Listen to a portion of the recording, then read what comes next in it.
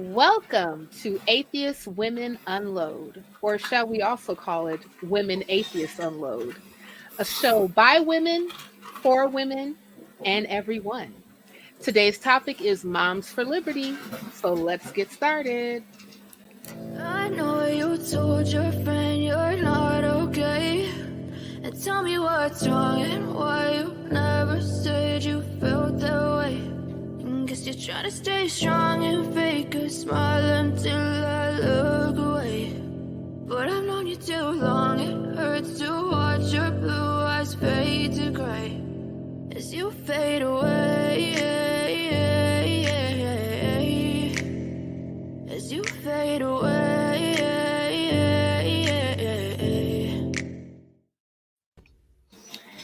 Hi, and everybody, and welcome to yet another episode of Women Atheists Unload. We are so happy to actually have this conversation about Moms for Liberty.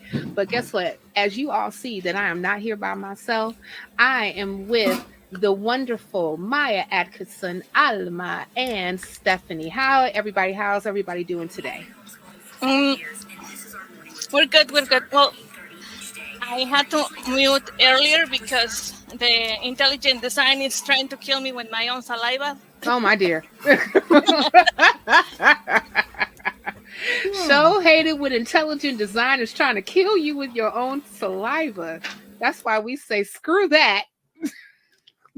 Screw intelligent design. No such thing as creationism, people. It's all about evolution. Speaking of things that have completely devolved, let's talk about Moms for Liberty.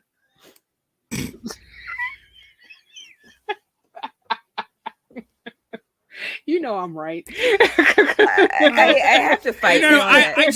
Whenever anybody says Moms for Liberty, I expect the statue on Liberty Island to just dive into New York Harbor and start swimming. It should be called Moms for Illiteracy. Yeah, right, exactly. With their wonderful policies that they like to push, like book banning. Yeah, I like bigots for idiocy. That too. I would love to welcome everyone who happens to be watching right now, and thank you guys for actually coming on to the stream with us today to put into the comments an alternative title for Moms for Liberty that makes more sense with what they do. Okay, we would invite you to come up with, we had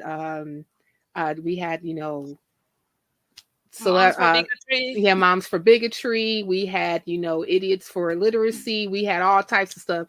Y'all, listen, my brain is a little free, so I don't remember everything.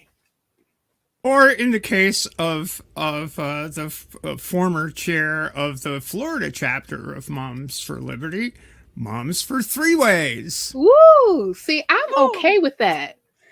I am too. I am too. The only thing I am not down with is the Mom for Liberty in Florida being for the three ways, yes. Mm-hmm. But making sure none of the children learn about that, which I suppose is discretion, the soul of discretion. But it might not be the soul of wit. Yeah. Right. And I mean, if she wants to, get her freak on, and I don't believe anybody is for teaching three ways in schools. What I really hated was the way she treated primarily homosexual students. Right. For being sexually degenerate, while, then going home and engaging in things that our society still considers to be sexually degenerate. And again, I don't care what you do in your bedroom as long as it's consensual. Like whips change, you have on at it. Right. Don't bring it in my bedroom. Yeah, I mean,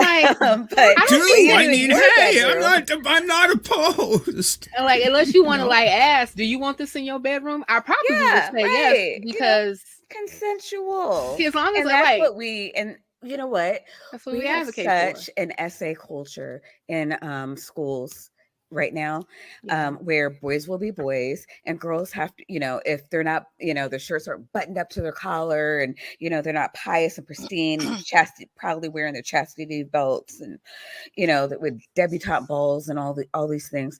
It is such a horrific, we really, really, really need to bring sex education in. And part of sex education are things like consent. What does it look like to give it, to receive it? And we're not doing that. We're just chastising people, berating them, calling them bad, and then not understanding why society isn't acting or behaving or performing a certain way. Right. Sorry, I'm No, we gonna get off my soapbox there. We love your soapbox and your soapbox. So and it's going to be one of those shows where there's going to be a lot of soap and boxing and all that other great stuff.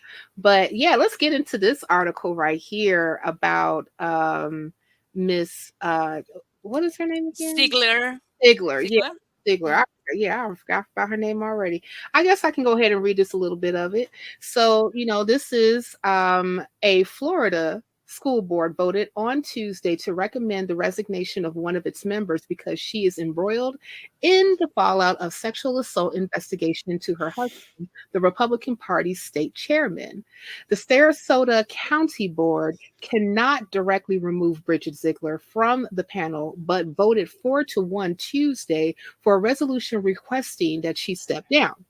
The resolution was authorized by Chair Karen Rose, who said in an email that she is shocked and deeply saddened by the allegations involving, I don't want people to get this stuff demonetized, by the allegations involving Ziegler's husband, Christian Ziegler, and the couple's admissions about having a three-way sexual encounter previously with the accuser.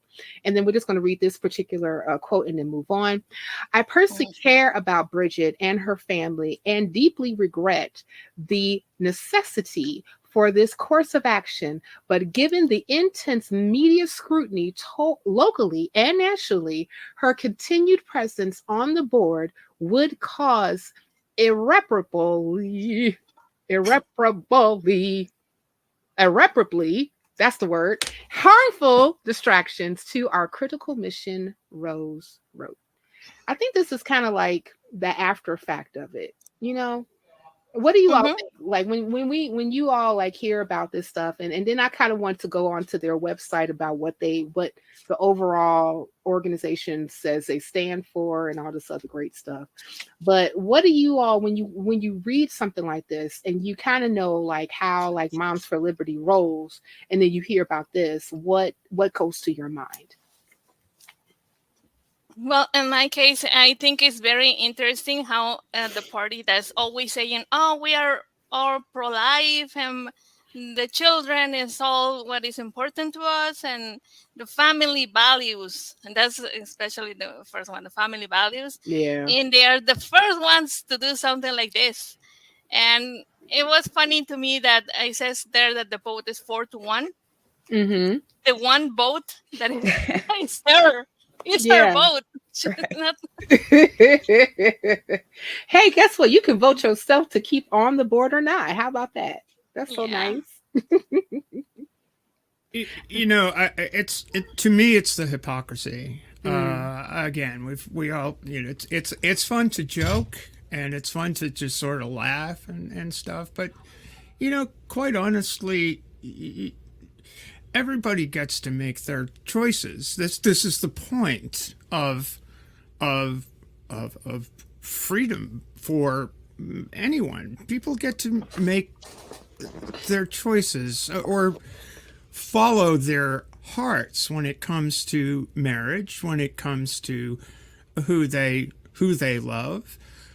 And Moms for Liberty has staked out a position in absolute opposition to not just that, but even talking about a culture of tolerance and a culture where people can appreciate differences between one person or another on the basis of a myriad of characteristics. And they want to ban books, and they want to make sure that history isn't taught adequately so that people understand where we were, where we are, and how we got here. They are fundamentally anti-intellectual, yet in their own lives, they do what they want. In other words, they're an organization devoted to the notion that we get to do whatever the hell we want to do, but you have to do what we tell you to do. So, it's that totalitarian aspect of their program that's very disturbing. And apparently the hypocrisy is getting noticed, which is why, but does that matter to the people that are left? No, it just means that this person got yeeted on account of the fact that they were, doing something that the other, now they're one of them. Right. Yeah. So it's just, I don't know what good it does. But the good thing, I think later on in the article, it says on Tuesday, and I think this article was like on the 8th of February. So whenever that Tuesday was, that week, the local chapter in Lehigh County, Pennsylvania, shut down due to lack of interest. This is outside of Florida. Yeah. And then Wednesday, the following day, the Brevard County School Board held a meeting in part to discuss a challenge to the books The Kite Runner and Slaughterhouse-Five. Slaughterhouse-Five, by the way, if you haven't read it, by Kurt Vonnegut, is about the fucking firebombing of Dresden, Germany. I mean, it's kind of a moral tale about war and how we pursue it. And it's critical. It's just a critical part of someone's education. Yes, that happened, right? But what happened was only one Moms for Liberty member showed up. So that's hopeful. Yeah, I think that, another thing that we kind of just deal with, and excuse me for my kid actually like crying in the background, but but one of the things that at least that we're dealing with, I think that in the general public, when we're looking at like sentiments of like a you and an I and things of that nature, is that we were leaning away from these totalitarian type policies. Come here, baby, come here. And because we're actually leaning towards these particular policies, we realize that they can be like so harmful, right? They actually are in the case being against what not only people want, but also is against what people need in order for them to actually go forward. Most people don't necessarily have these particular sentiments that we did even 100 years ago, like knowledge, changing of societal roles, and changing of like what is even constituted as what we can do to even take care of ourselves is completely different. And so with that, it's also going to be a difference on how we even look at ourselves too. Yes. Okay. I know. Okay. Yeah.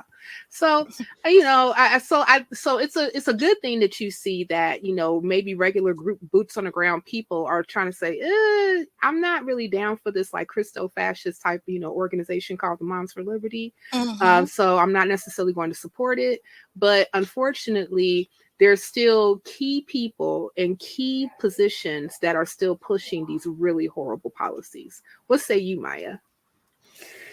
It's all right. Well, Stephanie brought up Germany, so I'm going all in. When I see all this, it brings back so much of just everything from this is really how fascists operate, and think of, all of the preachers that we've seen gay bashing and, down with the gays, down with the trans, and then find out that, they themselves are, gay or, like to, watch gay or trans, the people do things on videos, or not sure what words I can use here, or they themselves like to dress up as the opposite gender, at night. And, we saw a preacher, sadly, in their life when that came out into the open about a month or two ago. And it always just, it starts to look like this, where it's like, you can't do it. You can't do it. I know you want to do it. I know that you want to do it and you can't. And so I'm going to harp on this relentlessly so that, I can justify my own existence. So part of that jumps out at me. But another thing that, just saddens me is, looking back at a lot of the precursors to World War II. And we in America, those of us who dare to pick up a book or are old enough to remember watching the book burnings, seeing the fires, watching with vigor as, the histories of so many people were erased with a flame. And to do the thing that Moms for Liberty is trying to do. And it is because of these things where they're trying to, like Steph said, they want to erase, they want this blank slate so that they can rebuild up the history. And I was saying this to Stephanie last night of like, okay, last time they, tried to erase the slate and say, no, this is going to be the history. Like it ended in a civil war. You can't have this one homogenized history. And it's not even really history. It's this fictitious mythology of things that never occurred. And to think that this is going to make you a better country. And I'm not, trying to, I don't know, shit on Germany at all. They've done many things, many great things, but they're fighting again with fascism. And I think a lot of people right now, I've seen a lot of people praising these homogenized nations like it's something that should be lauded. And even with the teachings of, hey, these are bad things, never forget, we still see fascism rearing its head, even with the lessons. Germany purged a lot of beautiful people. They purged the LGBT, they purged their trans, they purged their Jews, they purged their elderly, they're sick, they're crippled, they're people of color. Germany is still a shell of what it used to be before Hitler came to power. And we really, really, really need to heed that warning. I think there's a lot that we can learn just from viewing what happens when you don't celebrate diversity and inclusion, and how important that it is to include all groups. Well, I don't understand what you're saying, Maya, because Moms for Liberty has a Black person that is on the board.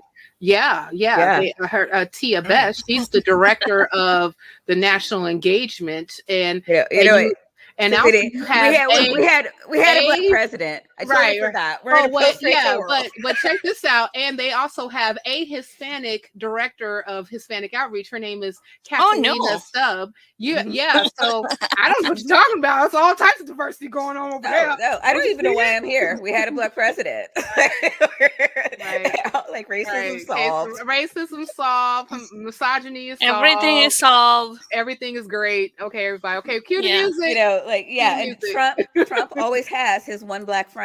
Black friend. Now we're calling him Tim Scott. No. But, No, I think that Tim I, Scott wants to be his friend, but that's another story. But go ahead, Stephanie. I think that I think the totalitarian impulse begins at home, and I think it begins with the desire to suppress a lot of these a lot of perhaps questioning notions in the back of people's minds. I mean, I think of J. Edgar Hoover, who quite famously cross-dressed and was quite famously gay and quite famously went after everybody in their everybody that was doing that or happened to have be richly endowed with melanin. You know, I mean, the guy had issues. And part of that totalitarian impulse was perhaps, maybe on an individual level, to try to suppress that within himself and then expanding that to a broader societal context. So I think, you know, the impulse to control is, you know, it's good in some ways, but it can run rampant. It's like a cancer when you take that impulse to control and impose it upon an entire society based on your own religious beliefs or what may have you, wherever that impulse came from. And I do think it has some origin in the philosophical notion of the world being fundamentally bad, fallen, corrupt, that it is irredeemably a world of sin. And the only hope for salvation is to follow the word of God to the new kingdom. So you know, so you wind up having these movements that call upon secular nations to adopt religious codes, and I don't care whether the religious code is Sharia or canon law, it's still oppressive, and it still relies on the privilege of one group over another. In this case, on religious belief, and Sam Alito is quite literally spelled it out in a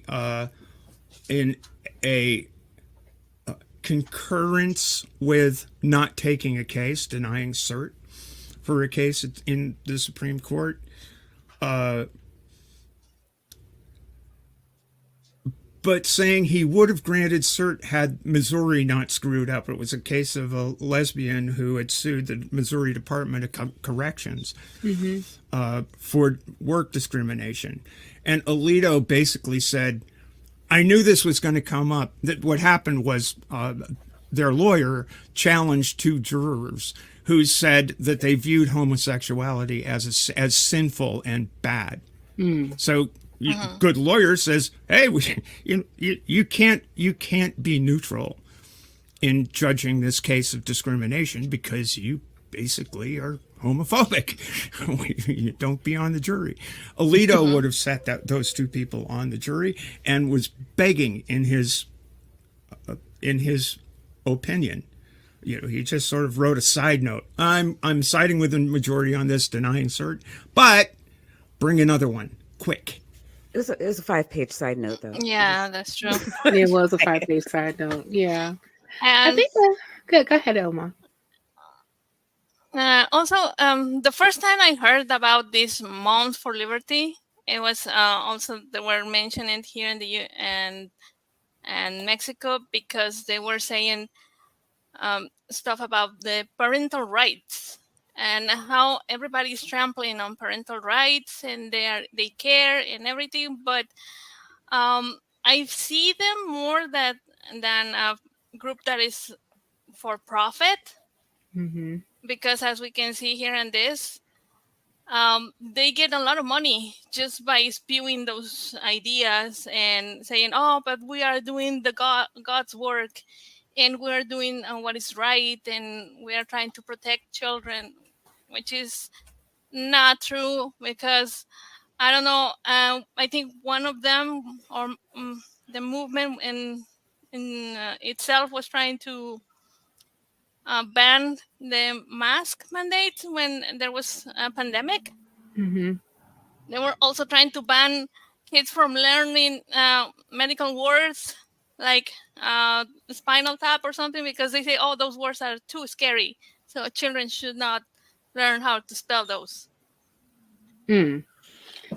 Did you Yeah. want to ask? I want to ask the producers. Can you like scroll down a little bit? Maybe we can read a little bit more from that article. Oh, Yeah, sure. and I just wanted to. Alma had mentioned, they're supposed to be doing this to protect the children, and I just want to remind everyone how many things are being done to quote unquote protect the children. And if Stephanie could go the rest of the stream just talking about all the things that are being levied against her on the under the guise of protecting the children. Right. But I believe Cynthia could actually side with me in Black history, where we were constantly told to literally get in the back of the bus to protect white women and white women virtue.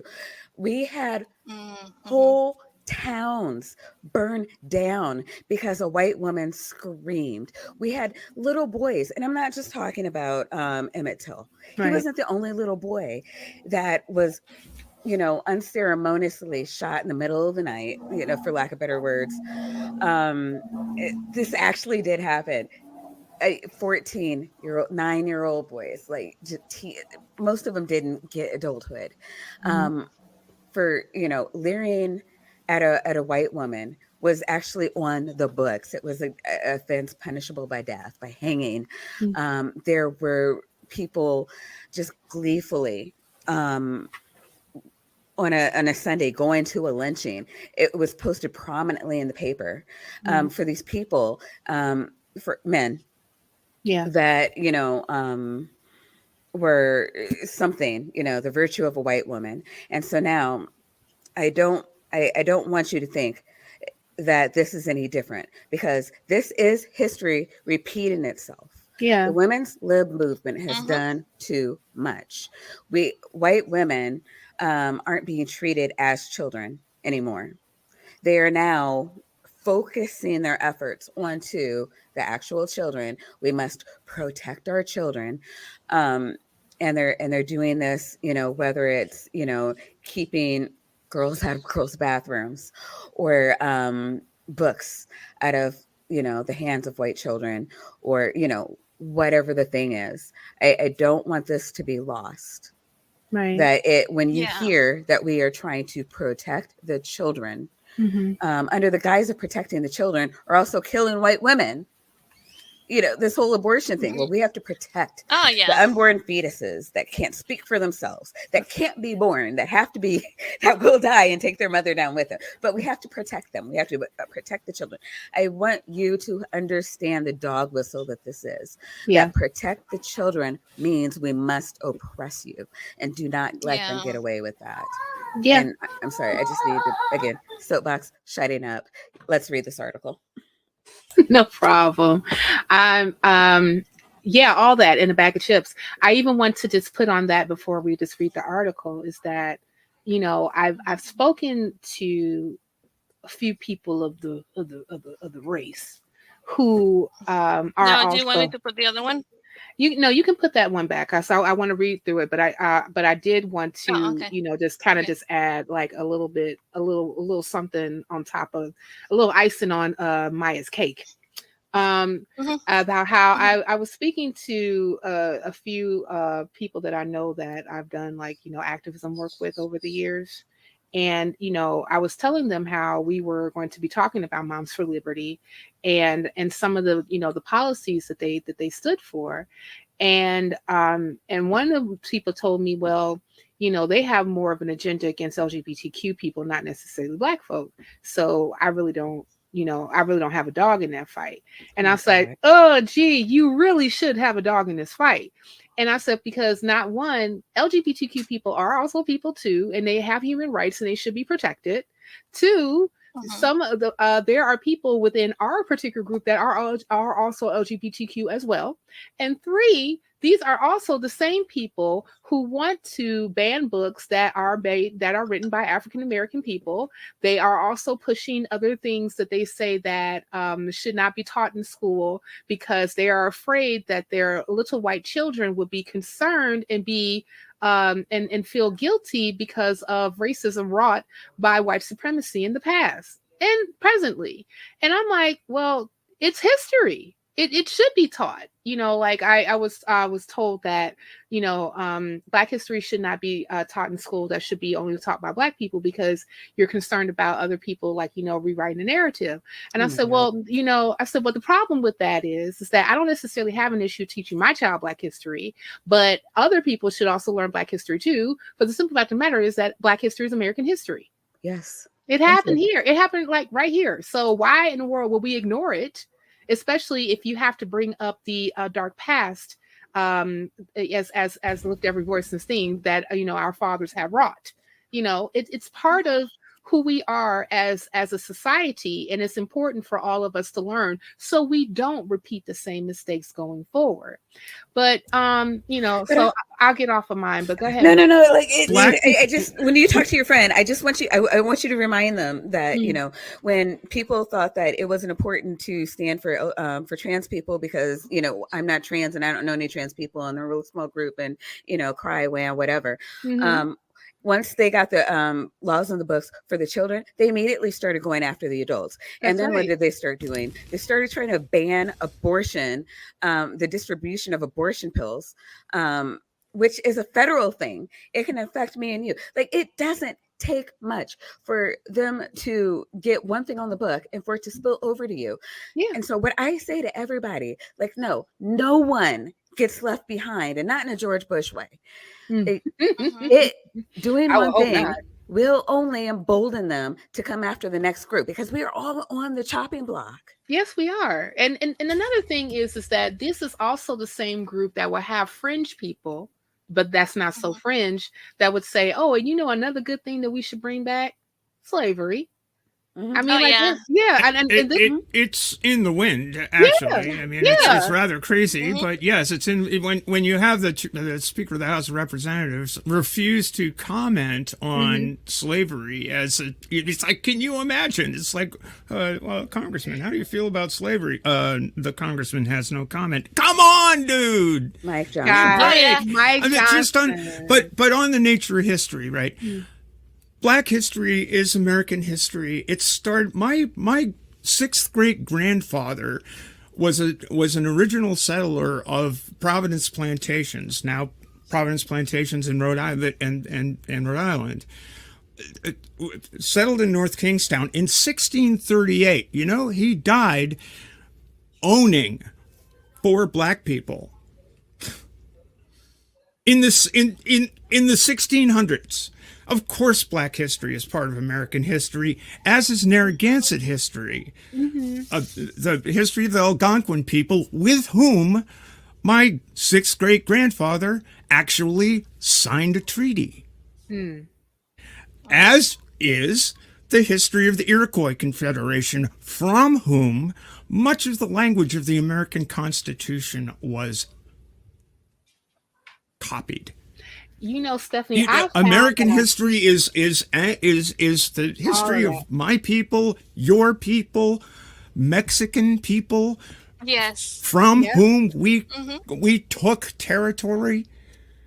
Yeah, exactly. We're not even going to talk about where remember the Alamo and what that fight was really about. So we ain't even going to talk about that. It was always so weird to me that some people were like, "Oh, remember the Alamo," but they were, these people that I was talking, they ignored that the fight was because Santana abolished slavery.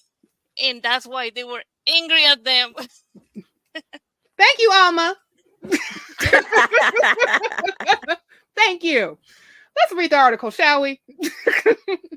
So Moms for Liberty reported 2.1 million in total revenue in 2022, more than 5 times what the conservative parental rights nonprofit made in its inaugural year in 2021. That just gets to show y'all people that bigotry is profitable. Yes. according to a tax filing provided to the Associated Press on Friday. The dramatic increase up from $370,000 in their inaugural year. In revenue, the previous year reveals the financial footprint of the polarizing group's massive nationwide growth, including high-profile events over the past year with prominent conservative groups and Republican political candidates. Since its founding in 2021, Moms for Liberty has amassed vigorous support from some conservatives who support its efforts to target references to race and LGBTQ plus identity in schools across the country. At the same time, the group has generated forceful backlash from grassroots groups and anti-hate organizations who argue its activism stirs extremist ideas and harms minority and LGBTQ plus students. Now, I think it's so interesting. And then I'll just go ahead and read this quote and we're going to move on. Moms for Liberty spokesperson, I believe her name is Marley Kerr, said that the group's leap in revenue is proof of the generosity of those involved in fight to protect parental rights. The tax filing shows that most of the group's 2022 revenue, nearly $2.2 million of it, came from the contributions and grants. So foundations and government entities is funding this hate group. It earns smaller sums from educational activities, about $68,000, and merchandise sales of $96,000. Because ain't nothing say merchandise, and this T-shirt that says "I'm a bigot, vote here" is a great thing. The tax filings also shows the most of the group's 2022 revenue, nearly $2 million. Oh, I read that part already. While Moms for Liberty is a 501c3. C4, so it's a PAC, nonprofit, and therefore is not required to disclose its donors. Documents and disclosures from other organizations reveal some of its 2022 funders as well-known right-wing groups and donors. This, guys, is a very dangerous group. It is a dangerous group. Sure. Yes. I'm sure they get plenty from the Green family, the people, Hobby Lobby folks who run the Museum of the Bible. I'm sure they get plenty of money from Americans Defending Freedom. I'm sure they get some money from the Heritage Foundation. They're part of the right-wing grift network that funds every little possible avenue to infect the body politic with the virus of fascism. Yeah, that's who they are. And it's like I was saying earlier, it's very profitable to be one of the spokesperson of these people. Yeah, like the other day I was looking for marketing campaigns, and the people who books the speaking engagements of Jordan Peterson and what is it? Sorry, I had a small and convulsion when you said Jordan Peterson, but continue. Yeah. Well, it says that just for booking them, and that I think that the cheapest speaking engagement they have is $50,000. I'm in the wrong business. Grifting. It's lucrative. Yeah. It's very lucrative. Hate grifting is extremely lucrative, obviously. I mean, can we even talk Isn't about kind of right? Yo, like I want to see if anybody can see if we can try to find an article about their conference that they had, I believe back in I think it was in 2023, their National Moms for Liberty conference. I'm going to see if I can look that up while we guys are talking. But, I think it was also very interesting about the people who actually showed up to support the group and also use them as a platform to, kind of push their rhetoric. One of the guys that actually showed up was the was the now superintendent of education in Oklahoma. Oh, what's that racist piece of crap name? Let's see. You guys know. Let me see. I'm gonna have to look it up real quick. So let's see. No, Chaya Rychak. Yeah, I know he's the one who appointed her, and I've been hearing his name all week, and it's bothering me that it's not coming to my mind right now. Mm-hmm. I'm going to find it in a minute because he's a piece of work in himself. Is it Ryan Walters? Ryan Walters. That's the fella. Yeah, that's the fellow right there. Thanks, Susan.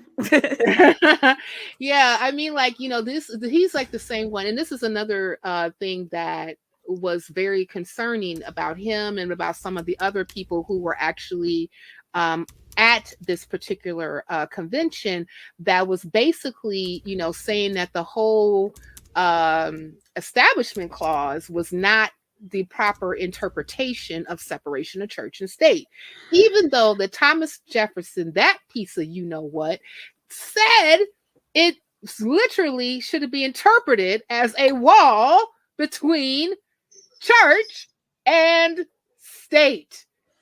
Oh my goodness, why don't these people understand and learn their freaking constitution? I think they took it out of school. Yeah, homeschooling, they don't teach that on homeschooling. That's true. Yeah, which is something else that they want to go ahead and just give a whole bunch of money to, and also privatized schooling, and also like theocratical schooling. We're not even going to talk about. I forgot which state was it that was trying to give money to the Catholic Church for charter school, which is supposed to be a state-funded school. And, I think that they ended up losing. They weren't able to get the funding after a fact, because you cannot fund religious schools with taxpayer money. That's directly in violation of the Establishment Clause in the First Amendment. It is. The Supreme Court, I remember, did do something to... I'm sorry, go ahead. I'm sorry. I found something regarding their, that you see who is there.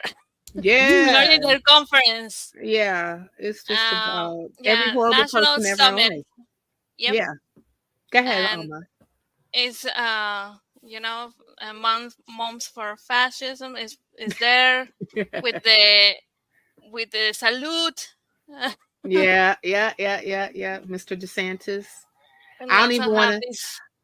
Yeah, are we orange? Speaking Cheeto in there. Yeah, the orange 99. Mm-hmm. Mm-hmm. And that's one of the names that they were like just cheering, because this guy is all for moms. Yeah, of course. Who also got hit with a $180 million defamation case that also proved him guilty of SA towards the person that brought that civil suit against him. Yeah. So I'm for I moms. think you will have to send me this one. Yeah, yeah. Well, one of the things that is an after effect of hate is that it's very difficult to keep organizations together when all of you is in the guise of hate.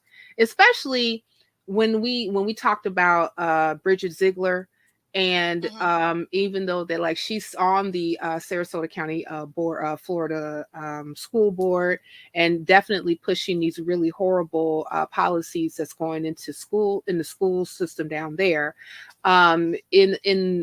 is with her husband basically practicing her natural state of affection, right?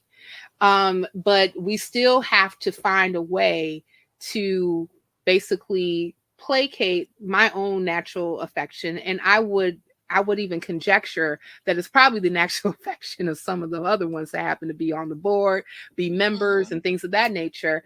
And because, like, everybody is trying to vie for power, yet pushing hate, but we hate ourselves, so we're gonna even push it even more. It's tearing each other apart. So let's get into it. Yeah, so, I think it's very nice to see that they even hate each other, not only hate us. Yeah, that's something. Like I even say in advocacy, you ain't gotta like me as long as we just stand for things, Yeah. the same things. But Well, I mean, when your core principle is hating other people, I that mean, part, Hmm. that part. So let's it's hard to stay united. I'm just saying. right. Well, let's read a little bit from the article over here on For Wire because we read on this show, people. Moms for Liberty, the extremist parental rights group, was, I like how they put that in quotations, was supposed to help the Republican Party regain the White House. In July, former President Trump called the anti-LGBTQ group with 300 active chapters, across the country, a grassroots juggernaut. They are credited with forcing schools to lift mask mandates, banning books featuring LGBTQ characters, and supporting anti-trans laws and policies across the country. The group was on track to be instrumental to the GOP in the 2024 election and also part of Project 2025. Y'all look that up. But over the course of the past 5 months, the group has begun to unravel. Yay! Experts have questioned the claims about the size of groups' membership, and individual members have been exposed as sex offenders, and acolytes of the Proud Boys. Oh, that's just a lovely moniker to hold. Then last month, Moms for Liberty co-founder Bridget Ziegler admitted in a police interview to being in a relationship with her husband and another woman. The interview was conducted after the woman in question alleged that Ziegler's husband, a Florida GOP chair, Christian Ziegler, had done essay against her. Ziegler's husband had denied the allegations and refused to resign from his position as GOP chair, despite calls from Florida Governor Ron DeSantis. I know some people want to call him Ron DeSatan, but I don't even want to give him that name because to me, that's like a badge of honor. Yeah. Yeah. I don't know. Then and other state Republicans to do so. Ziegler is also a member of the Sarasota County School Board and has been instrumental in ushering in Florida Don't Say Gay bill, pushing a Christian agenda in public schools, and banning the teaching of critical race theory. And on Tuesday night, the board voted 4-1. We talked about that before in non-binding resolution calling for her to resign, making a rapid fall from grace for Ziegler and potential fatal blow for Moms of Liberty. Let's go ahead and move on. Just a second. Helen Green earlier in back and forth was saying that Ziegler still is on that school board. You made reference to, just for FYI. Thank you. Yeah, Which it's rather scary, but it is. It is. Actually, she this is Helen's district. She talks about it. We talked about it a few times on the nonprofits too. So in the Lehigh County, I believe that's definitely her. So she actually is in the fray. And and Helen always talks about like, thank goodness her kids are like out of the school system now, because like if they were still like young and in the school system in Sarasota County school board, she would have hightailed out of there like with a quickness. And I'm not even mad at that because I would have did the same thing. Okay, moving on. The impact of the Ziegler scandal has been enormous on the Moms for Liberty structure. Liz, I'm going to really mess up this name. So we're just going to say Liz with an M, the founder of the activist group Stop Moms for Liberty, was closely tracks the group's activities, tells Wired. We see chapters moving away from or taking a break, chapters of leadership questioning their roles and scrambling at the national level to save their mom's brand. The organization is trying to distance itself from the Zieglers, but this is impossible because the Zieglers are interwoven into the very fabric of Moms for Liberty. Okay, I think we can go ahead and stop right there. We can just talk like a little bit more. So guys, what is your take on this? Like, so, we know that Ziegler's after school life is a little bit of a little messiness for Moms for Liberty. And also we even talked about earlier how I believe you said Lehigh County in Pennsylvania, Stephanie. Was that you that said that, you know, that people have just completely lost interest?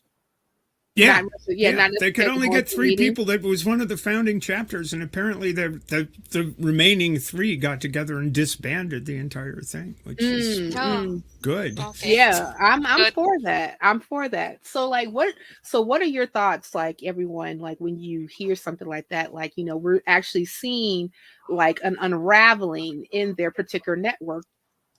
What do you think? Even though I'm okay with them living their life as they see fit, Mm-hmm. I think it's great that sort of thing that shows how hypocritical they are, and makes people just abandon them, and just, looking somewhere else, because just seeing those kind of groups collapse on itself is like kind of satisfying for me. Mm-hmm. I feel the same way. What say you, Stephanie?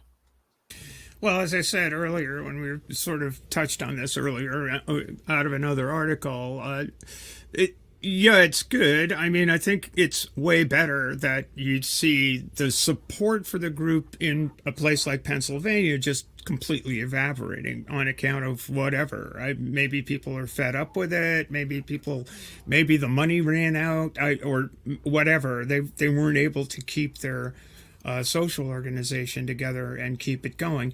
But the case in Florida is, sure, they ousted the Zieglers, but the organization's still going on, and the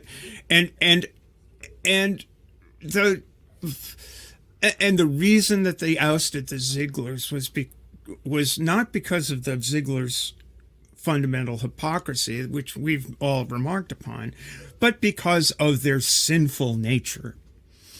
These are the things that that are abhorrent. You know, it literally fits in with their narrative that these are abhorrent things, and we can't have these sinful people involved with our group. Therefore, they're out on their keisters.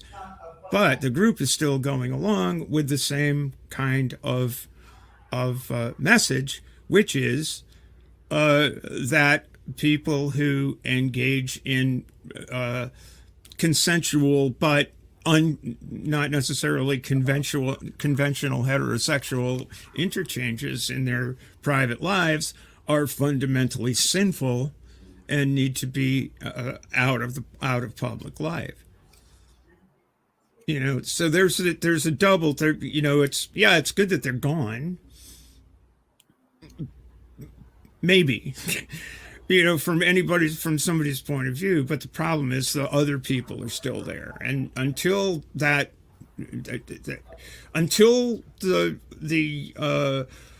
money runs out, they're all always going to be there because they have that. You know, it is a calling from the Lord above for these folks. Hashata. And it is not something that they're going to be easily dissuaded from, because they really, really, really believe what they've been taught all their lives and the sanctity of their mission to spread the good news of Jesus Christ in the form of hatred of anyone who does not accept exactly their interpretation of that gospel or evangel. Yeah, I was about to say, I just thought it was just because they got caught. Maya? Shorter, yes. Yeah. I hear you. I wanted to, when Steph was talking, it reminded me of a interview on the Majority Report. I believe they had the head of I forget the acronyms, but it's the head of the teachers union, and she was talking about Moms for Liberty and how just how much of a wrecking ball they've been, and how it's been just kind of this a lot of like nonsensical platitudes about, you know, oh, well, you know, we're ruining our children, and people are like, oh, I don't want to think about this, and what they're saying sounds right, so I'm just going to jump on this bandwagon. And I think the saddest part of that for me was how many congressmen jumped onto that bandwagon. And I was heartened to know that there was this really well funded union going to different congressmen and saying, hey, no, there's not a bunch of white women en masse teaching white children that they're bad. Think that through because that's what you're that's saying is like happening. that's just not happening. Yeah. Right. Yeah. And so they said that, that from the back, they've been able to kind of get Congress to, when I say Congress, and we're talking about like state on the state level, because that's where most of this is going to be. Pretty much, I'd say Yeah. 99% of it is where Mhm. you're going to see it. Like, Yeah, politics is they're local, working right? in school districts. Yes, Yeah. yes, politics is local. So I would like you guys to stop thinking about Sleepy Joe and Crazy Dad Trump, Grandpa Simpson Trump, and think down ballot. Because how do we get Mike Johnson? Down ballot votes.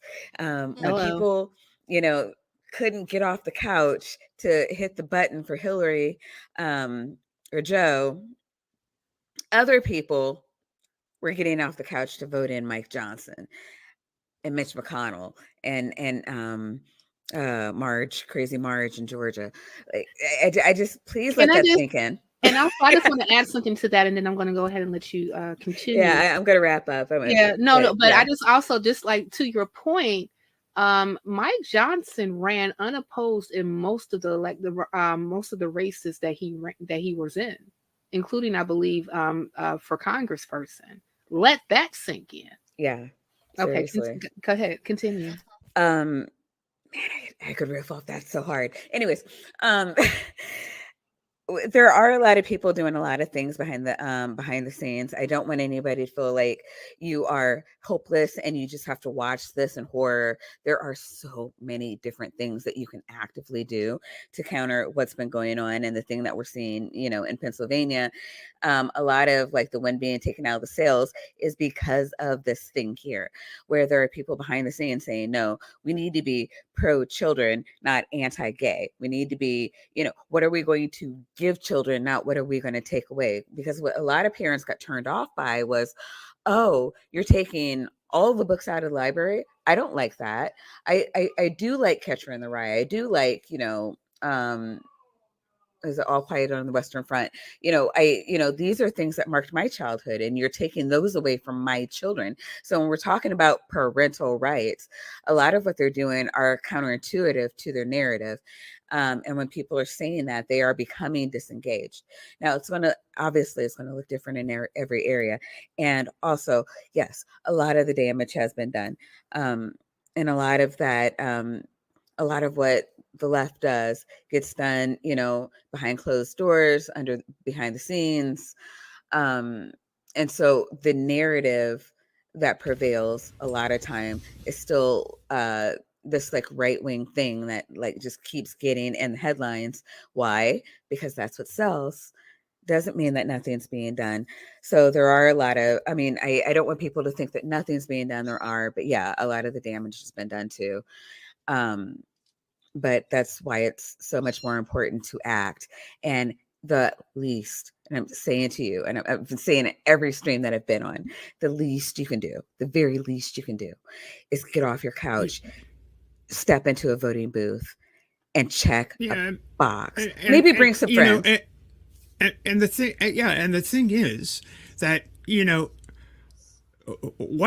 where the evangelicals, the good news people, the gospel people are at is spreading the gospel, the good news of Jesus Christ and redemption for the world, this world of sin and the remaking of the world, etc. and so forth. We need to be evangelical ourselves.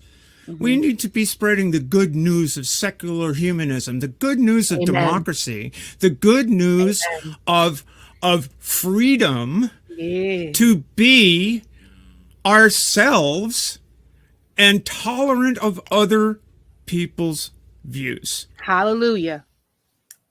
Exactly. We need to adopt that as something that we can do. Mm-hmm. Do you honestly believe that Griswold v. Connecticut was a Supreme Court decision that came out of nowhere in 1965?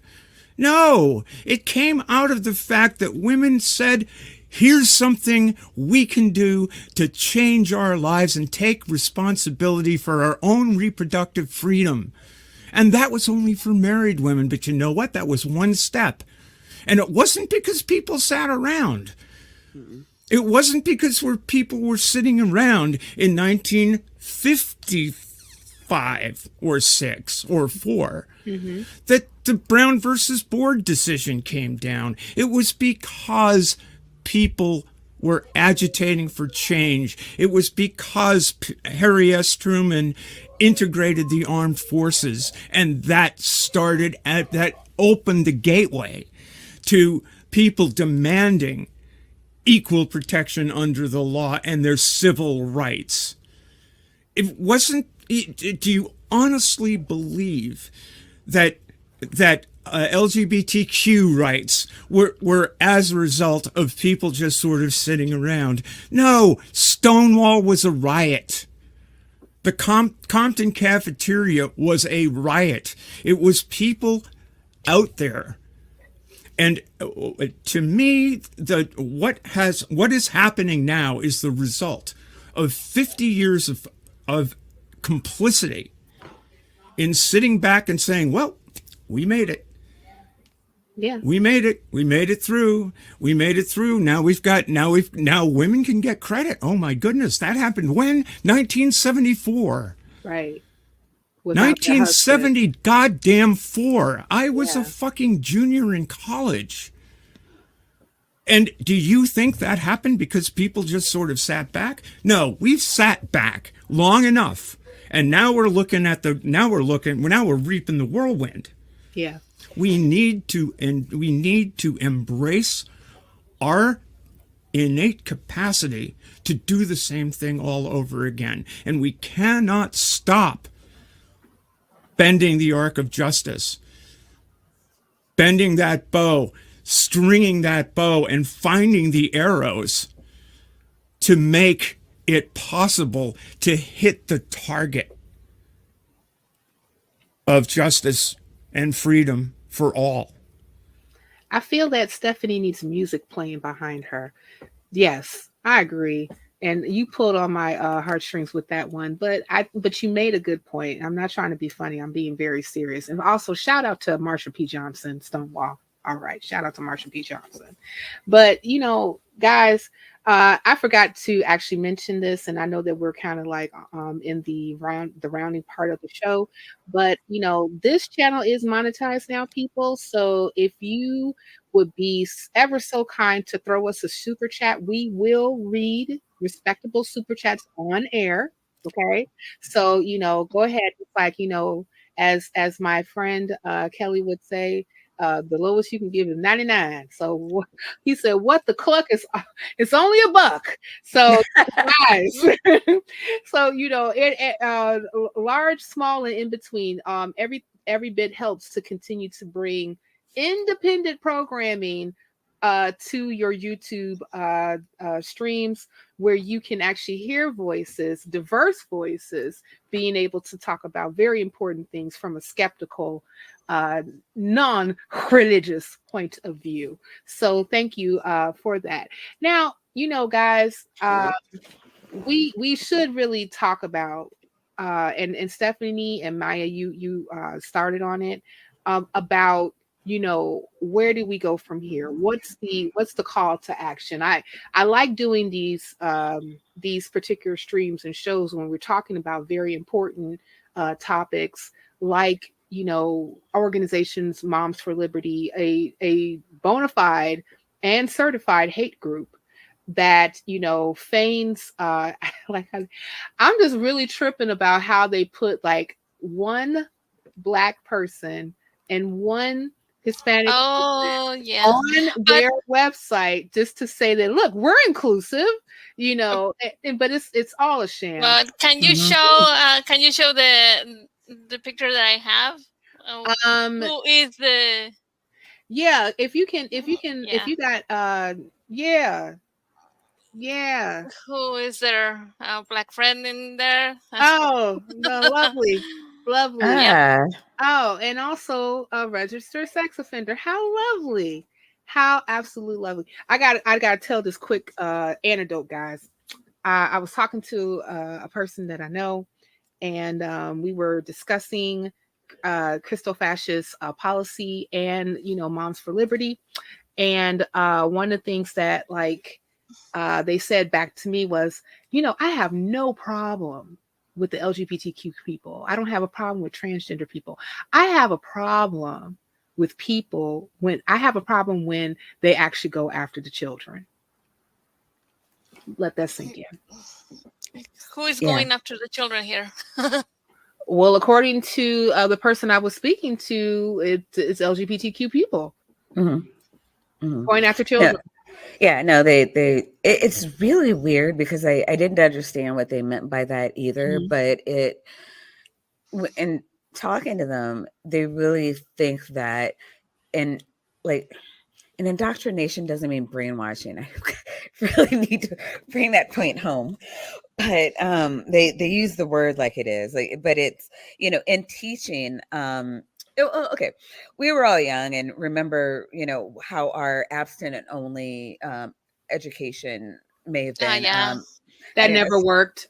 Right. Not but even for the it's Virgin the same Mary. mindset. If you teach kids about sex, Mm-hmm. they're going to want to have it. So, and it's the same thing. If you teach kids about being gay or being trans, they're going to want to have gay sex, so they're going to want to do the trans. Yeah. I think it's that same old school mindset that where they don't understand how things work, aren't well read, and are regurgitating talking points from people who just want to keep them enslaved. Hey, listen, there are ads going on, and I've seen a few on YouTube right now where I forgot which group is behind it. I don't think it's the He Gets Us people, but it's one of those adjacent He Gets Us people who are running ads saying that there's a new threat in American society where people are looking at, trans people and thinking that being trans is cool. And, yeah, I'm like, What? are you? I've lived through an age I've lived through an age where people just simply didn't give a rat's ass to now. And 26 years ago, this was not a big deal. This is a big deal now simply because the issue has been drummed up. You can't have a conversation about bad breath without some idiot on the right going, well, what about the trans people? Yeah. You can't have a conversation about getting a pedicure without winding up with somebody accusing you of being a pedo. No, I'm talking about my feet.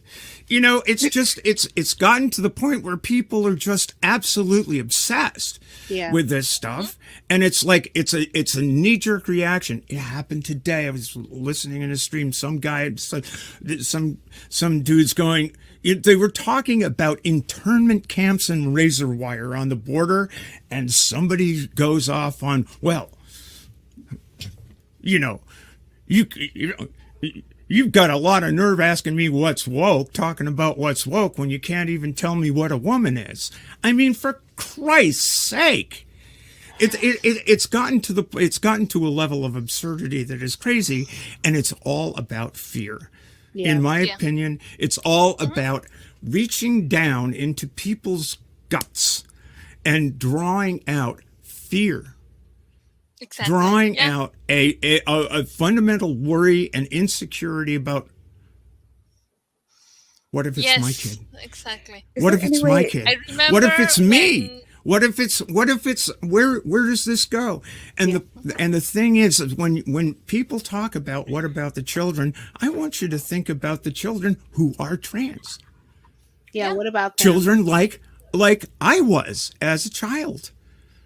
Not I mean, get there are gender-affirming ways care. to come to understand it. It's not a function of grooming. It's not a function of this sort of thing, of that sort of thing. It's not a function of some outside agency is going to trans you, or you're going to catch the gay from somewhere, or you're gonna all of a sudden catch some other thing. It's not a disease. It's a condition of being human. Gay is not a cold, people. Yes, that is correct. Exactly. Yes, the two biggest threats to kids are shooting and clergy. Guns and God and guns are antithetical to protecting kids. You are absolutely right, Ember.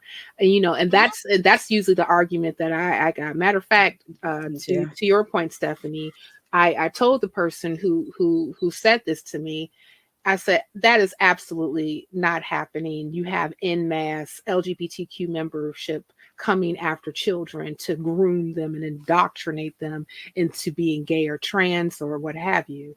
I said, if anything, the issue that we're having, and we can actually trace back specifically to the Catholic Church, to the 1600s, about children being, assault against them, by priest. And priest is being moved around from parish to parish, even though that the people who are ahead of them know what they have done to children. Okay. And it's not, and I understand, I said, no, it's not just the Catholic Church. We have instances of this happening in the Mormon Church, happening with Jehovah's Witnesses, happening in the Southern Baptist Convention, happening in non-denominational churches. Matter of fact, I know that last year there was another guy who was, I forgot that guy's name, but him and a couple other pastors was ahead of a sex trafficking ring when they were sex trafficking young Black women in their churches and passing them around to each other, and also passing them on the street so that they can go ahead and make money off of them. So don't tell me about LGBTQ people doing this en masse issue just because you don't like drag time story hour, to saying that they're grooming children when that's not happening. And also, to set the record straight, when you also have these same people that's saying things like, oh, well, they're using their platforms and their agendas to push, sexual reassignment surgery on children. Can I tell you the statistics of children having sexual reassignment surgeries? You want to know? Yeah, please. Yeah. Zero. Yeah. And there's that. Yeah. And every time somebody points that out, you're like, oh, no. It's just that they're trying to brainwash their kids and make them whatever they want to make them. Oh, at least there's pivot. I always hear, well, I saw a video where insert dumbass allegation. Yes. I like, yes. What sources are they using? Yeah, right. Exactly. What sources are they using other than Jim Bob told me? Right. Or either they point out of the people, oh, it's just that this other guy did it and they regret it now. Well, a lot of people do things and regrets it. I mean, that's why we have let's just get rid of all tattoos for everybody. Yeah. Right. Listen, back in the 80s, marriage. Back in the 80s, I regretted getting a Jerry curl. Okay. Same. And I'm right. But it was all the rage, and especially since this guy had one. Okay. This guy had it. And I was still a huge fan of that guy. And he had a Jerry curl, so goddamn it, I need to have one too. And I regretted that shit. I don't know if I've lost my thread here. I'm sorry. I threw in a Jerry curl, and I just completely messed up Stephanie. No, I love it. It's no. I'm make light of it, but like, if you don't laugh, you'll cry. There's gotta be. It's again, it's what I was speaking about earlier with regard to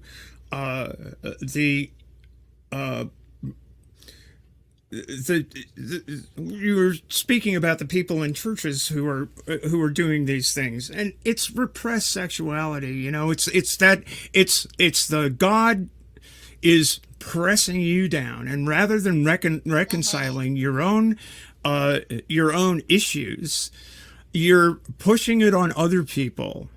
You're externalizing it. Right. Because the command that you are fundamentally evil and sinful and wrong and God will punish you you know, you're going to do it anyway, apparently, because you are. I mean, it's kind of a twisted sexuality. Yes. It's twisted by in my opinion, it's twisted by the nature of belief. Yeah. That anything outside of what is written in that opinion, book. But I mean, Stephanie, your opinion has been corroborated by multiple sources. And can we please, real quick? I find one last point. Go ahead. It is not going to matter to the people that say, I know, I believe that gender reconstructive surgery is being performed on people below the age of minority. It is not going to change their opinion. It is not going to change their opinion if you cite study after study after study, organization after organization after organization who have developed best practices over the course of the past 100 years with regarding as regards LGBTQ people. It's not going to change their opinion. The clinical study, peer-reviewed research, it's not going to change their opinion. The only thing that I don't think anything will. The only thing that we have at our disposal is to make sure that opinion doesn't become law. No, that's what we need to be. That's where we need to be concentrating our efforts. Exactly. Talking to the guy who's the chair of the Oklahoma School Board isn't going to do anything. Getting him off the effing school board is. Oh, yes. Right. Right. Like, listen, like one of the things that I said on a nonprofits episode last year was, if you are able to vote in the United States, and especially if you are a resident of the district of Mike Johnson, you should totally be concerned about the second in line to president having midnight discussions with invisible sky daddies. And I want to give a quick shout out to John. Could you please, producer, put up his quote? Just let your soul glow. Please. I need to see that. Yes. Feeling so silky smooth. Just let it shine through. But check this out, y'all. You are absolutely right, Stephanie, when it comes to these particular, sensibilities that actually a minority of people hold not to become law. And you have to do that by making sure that the people who hold that sensibility are not in office so they can make that law. Right? I mean, to your point, like when Maya, when you mentioned Mike Johnson earlier saying that I have no comment on slavery, this is the person who testified at the congressional level when Sheila Jackson reintroduced H.R. 40 about how, slavery was a long time ago. We really shouldn't actually address this anymore. And my Black son does not need reparations. And you know what? Another thing that your son don't need, Mike Johnson, for both of you all to have an app on your phone to give each other accountability of who's watching porn on your freaking phone. That's real, people. That's real. Another thing that your daughter don't need, Mike Johnson, is for you to go to freaking purity balls while you all are giving each other abstinent-only rings. You don't need that, okay? And so when we are looking at specifically organizations like Moms for Liberty, because even though that they may be falling apart, they're not done yet. And they have still people who are either running for office or in office that is regurgitating their rhetoric. They are cool with book bannings, which is like a semblance of Nazi Germany. Come on, people. They are cool with you saying that, don't stop woke, which I always say is definitely anti-Black and anti-LGBTQ. That's what, when you say stop woke, that's what you're really saying. Because every anti-woke bill, especially that has come out in Florida, and copycat bills that have come out in other red states, are always about the same thing. We're going to ban African American history. We're going to ban books that talk about the LGBTQ experience. We're going to stop gender affirming care, and we're going to push trigger laws in order to roll back time when it comes to bodily autonomy decisions that people with uteruses are supposed to make with their healthcare providers. Okay, and we're even seeing the backlash of that right now.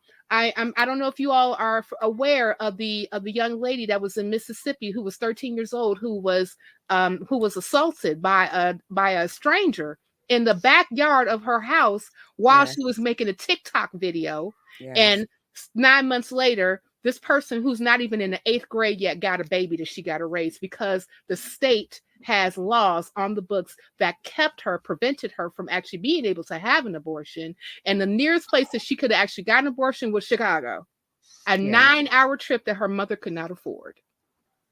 Okay? And I think that's the main issue, that I think they know, or that's my thinking, that they know that even they put those crazy laws on the books, those laws are never going to apply to them.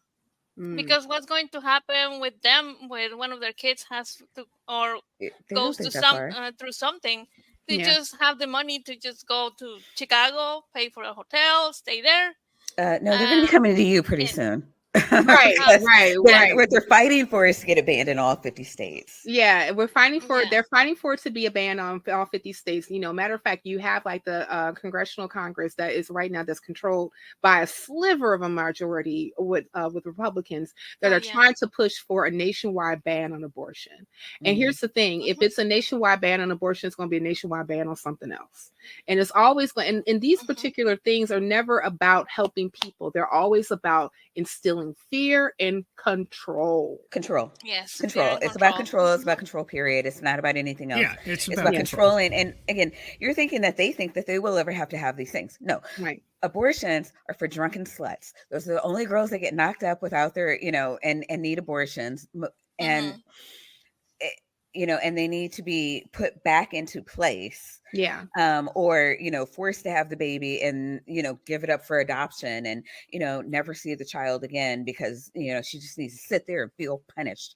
There's just so many crazy things and we're that they think about all this stuff and none of them apply to them. And to the point, and to your point, we even have an example about what happened in Texas with a woman who was actually a doctor who wanted to have her child, but her kid was dead.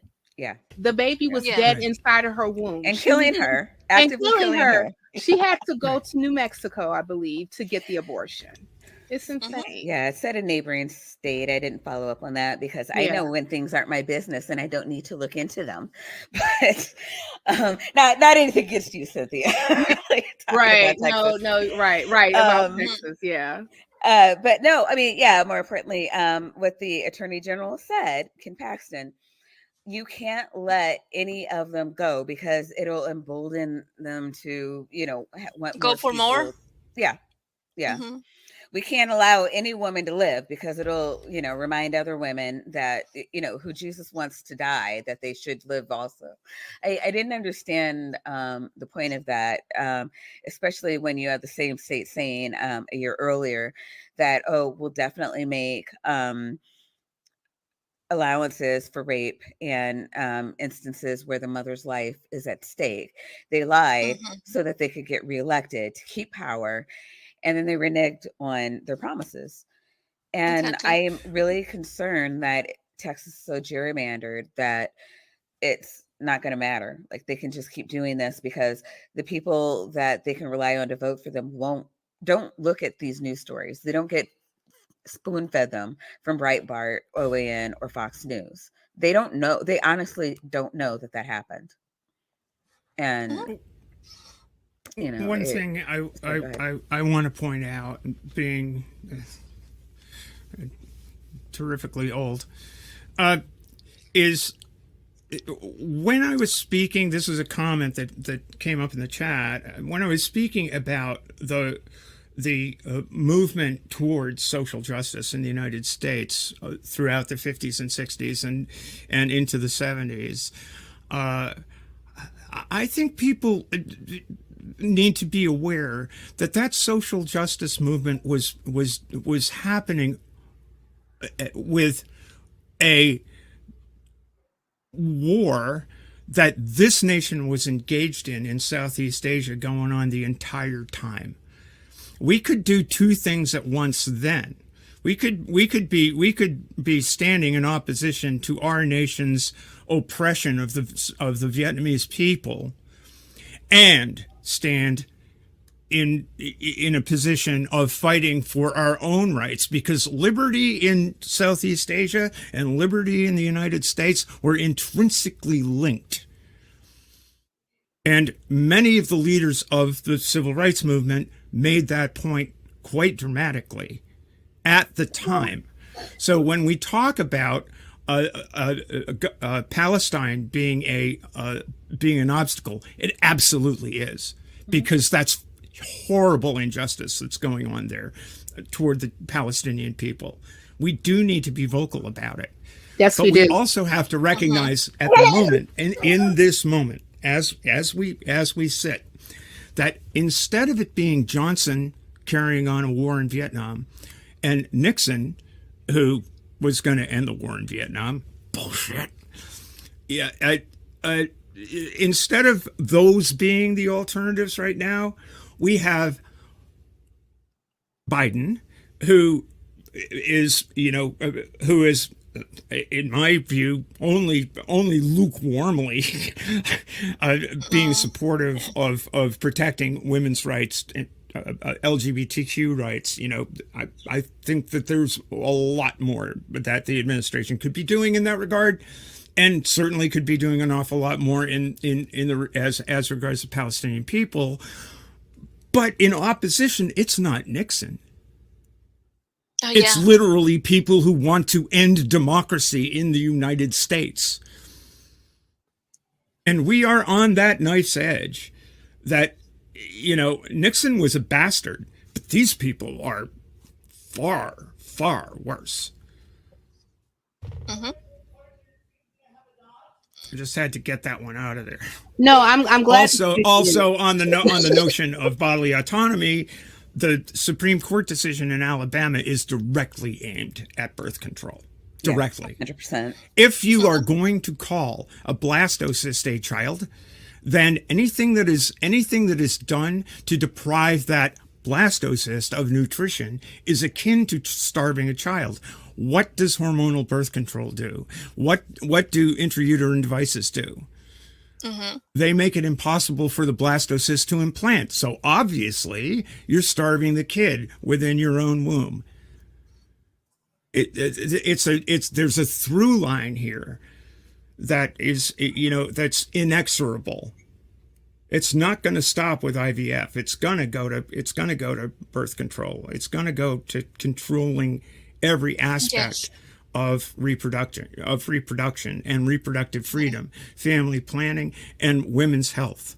Right. That's where it's going to wind up. Right. Yeah, and I know it's you're talking about the Alabama Supreme Court, but speaking of Supreme Court, I do, and voting, I do. It's time for us to become one issue voters, if that were a thing. And I'm not talking about like just abortion, but like judges.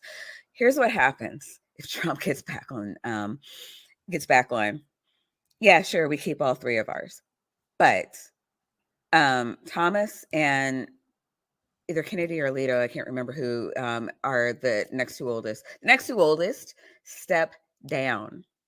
and we get another Kavanaugh, we get another Amy Coney Barrett, and we solidify the current hill we're in for the next, I 2 to 4 decades.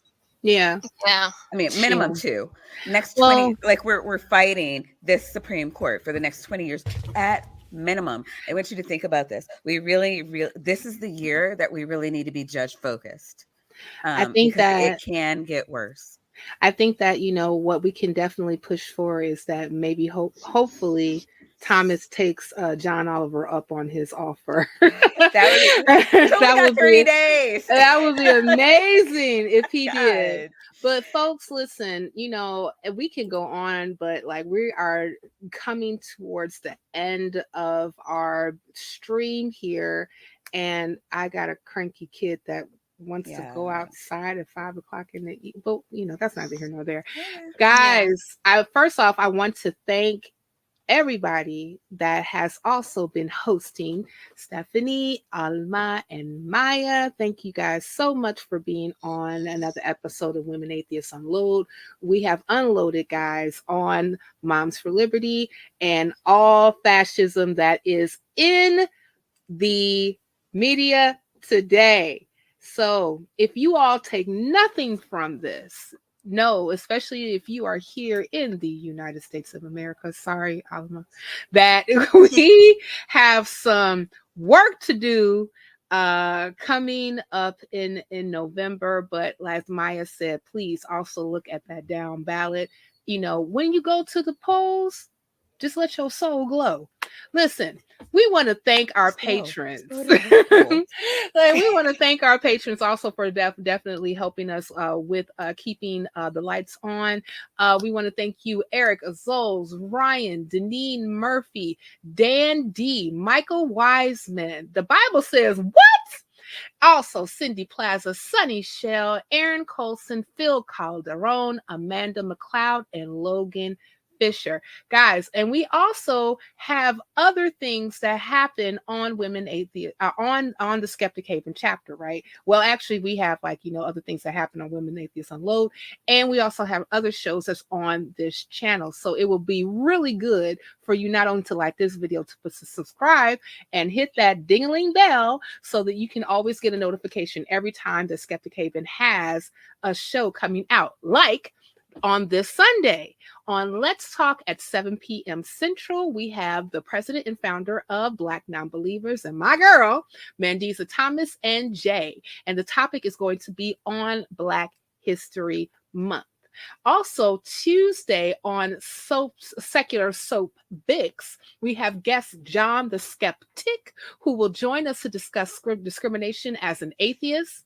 On Thursday, we're going to have Stacy and Dee's birthday stream with a lineup of many guests, so you don't want to miss it. And then, of course, next Saturday, we're going to have another Women Atheists Unload, and we'll have a show called Move Over Margaret Atwood with Helen Green, Stephanie, also to my, to my, is this my left? Yeah, my left, right, something like that. Yeah, you over here, Stephanie.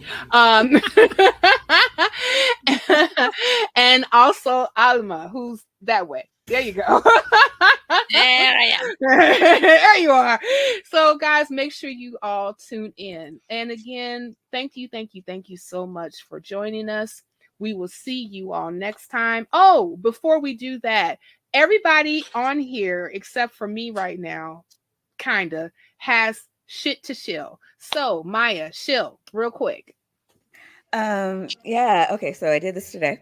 She's up there tomorrow. Bad Science Sunday.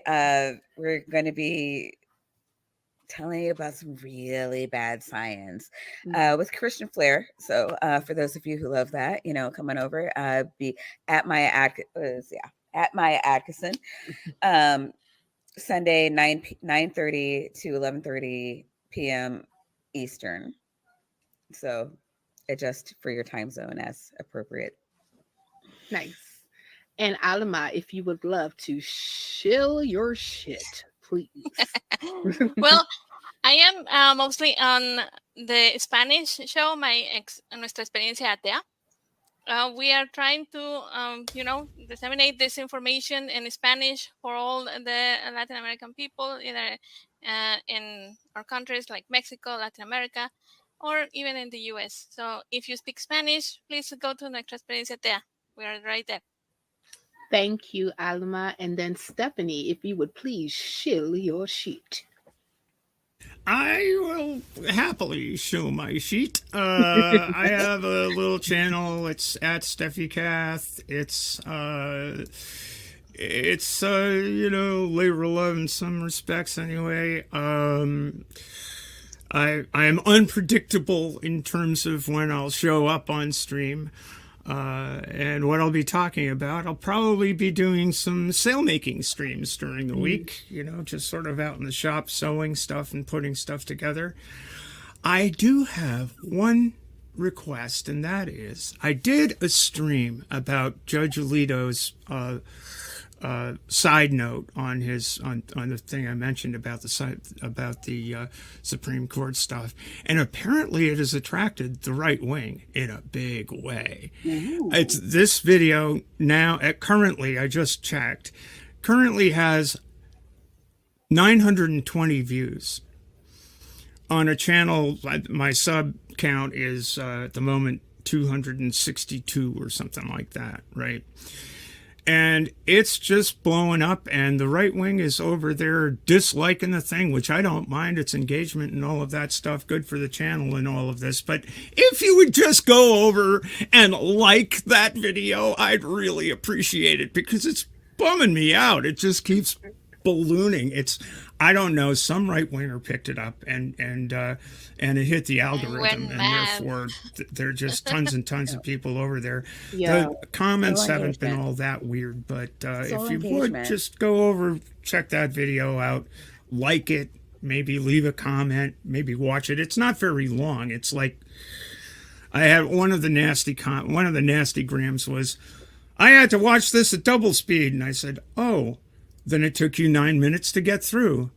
Thank you for watching. But, it's like, up yours. Anyway, there's that. But that's my little corner of the interwebs. And sometimes I take the activist point of view and push.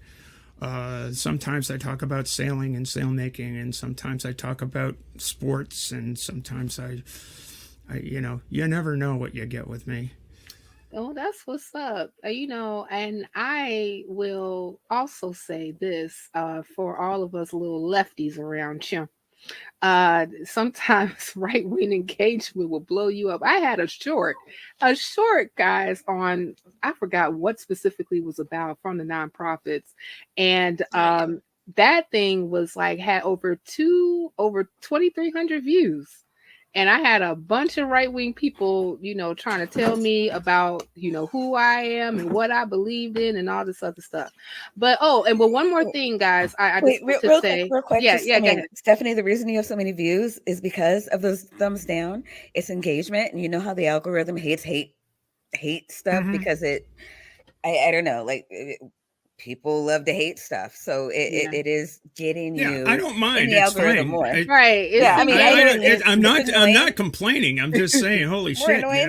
But the audience, the audience I'm trying to reach there is not necessarily the right wingers. I'm trying to reach other people, and I'm sure it will be reaching other people. That's not a problem. But still, it's just, Jesus Christ, it's pretty weird. Real quick, and my most watched video was also a short, and it was me tipping over a J24 to clean the bottom. That got like 2,000 views almost instantly, but this is up to nearly 1,000 in 15 hours.